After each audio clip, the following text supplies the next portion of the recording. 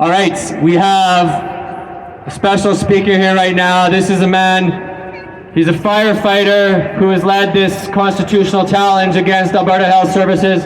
Please welcome Tim Moen.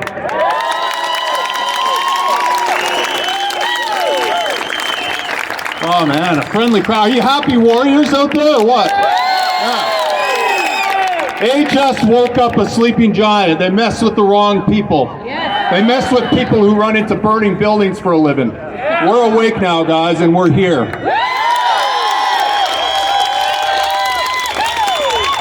My name is Tim Moen. I am a firefighter paramedic. I'm here representing a group of frontline workers. This was started by firefighters, but it's now grown to include nurses, paramedics, frontline staff, all whose job is threatened. The name of our organization is Fight for the Frontline. As of midnight last night, if you did not disclose your vaccine status, your job, you're officially on an unpaid leave of absence, with the end being termination as of November 1st. So our guys are under immediate threat right now. They're on the verge of losing their job, and this is why you've seen us in the media. This is why we're putting pressure on AHS right now to do the right thing. And it's not just frontline staff. We're talking about people who are office workers, administration staff, materials management people that are vital for the safe and effective operation of frontline workers, of firefighters serving their communities. Their jobs are threatened. So that's where we're at. Last week, our lawyer, Derek Fromm, constitutional lawyer that we've retained, fantastic lawyer. I highly recommend Derek if you have any constitutional issues. It fired our first warning shot to Alberta Health Services. Back off or face the wrath of God, basically. And our firefighters aren't asking for much. Our frontline workers are willing to make concessions. Our guys are willing to get tested on a regular basis to come to work. I understand we don't want to do that, but we're going to fight one battle at a time here, guys. These guys need to just keep their jobs right now. All right, now I'm involved in this battle. Let me see how friendly the crowd is to me, all right? I'm fully vaccinated. You still like me? Wow. I have a feeling our guys that aren't vaccinated wouldn't get that reception if the crowd was full of vaccinated people. So that speaks volumes about the character of people here today, and I thank you for your support, and I thank you for coming out. And I'm going to tell you why I'm involved in this fight in a second. But at first I want to explain to you that this is not about health and safety or public health, okay? And here's how we know it's about compliance and not those things. Like I said, I'm double vaccinated. I was one of the first adopters. I got fully vaccinated back in February. I'm actually trying to get my third shot. I want to get a booster because my immunity has waned, okay? I have a feeling my vaccine is no longer that effective. I don't think I'm as safe to come to work as I used to be. And they're prohibiting me from getting my third shot. Meanwhile, we have guys like Dan, who's here with his family. We have guys like Chris. We have guys like Matt, who have recently recovered from COVID Delta, the worst COVID. Their immune systems have fought it off. They have provable immunity to this disease, and they are being mandated to get vaccinated or lose their jobs. So me, I need a vaccine, and I'm prohibited from getting it.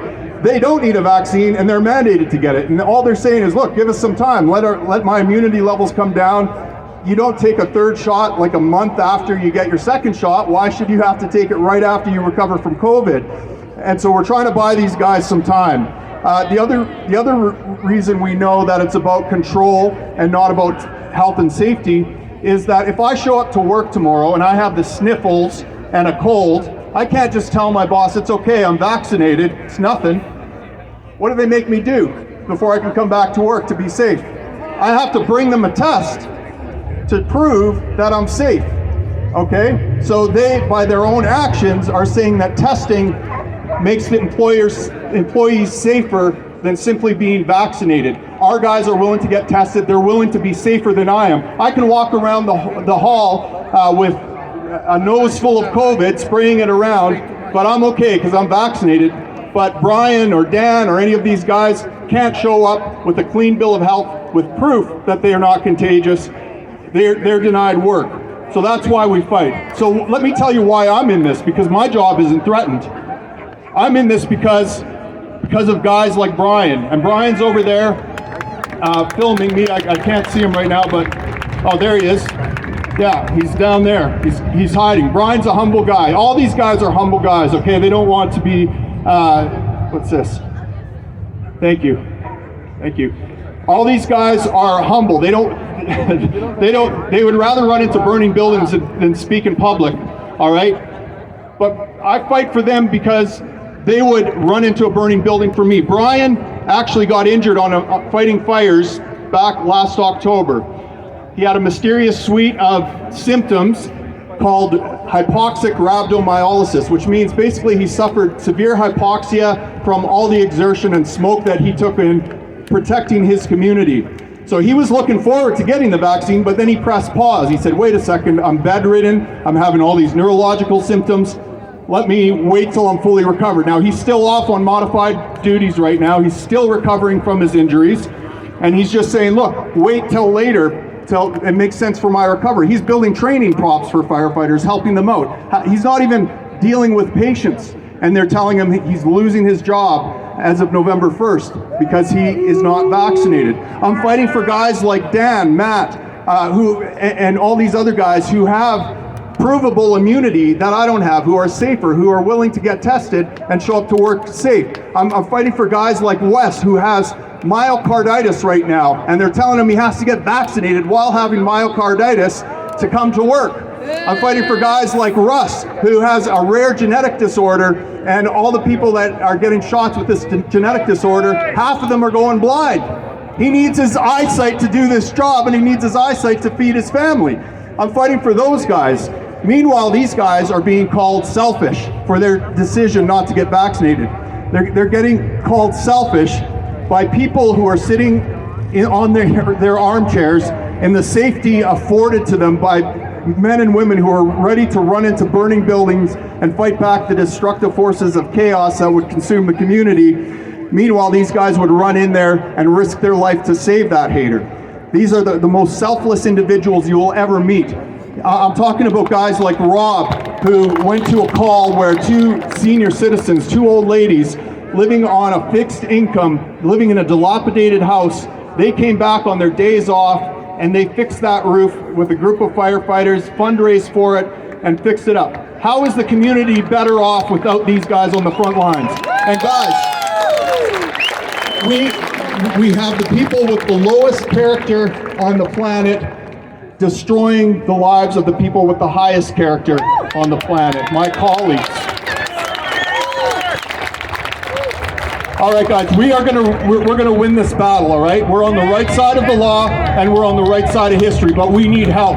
Okay, what I want you to do right now is go to our website. It's Fight for Frontline. Fight, the number 4, Frontline. Sign up to be a supporter. We're gonna send you calls of action, because as soon as we take down this Leviathan, dominoes are gonna start falling, and it's gonna be good for everyone.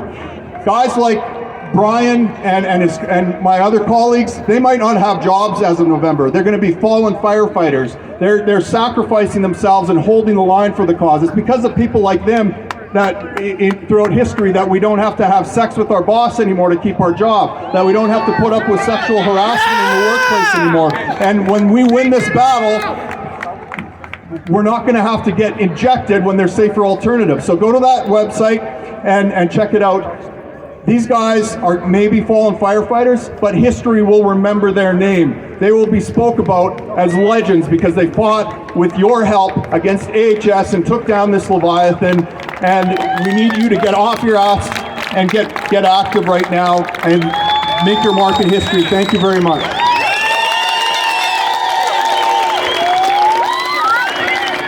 Thank you, Tim. Yeah, like you said, whether or not you believe in this fact, it's all about control.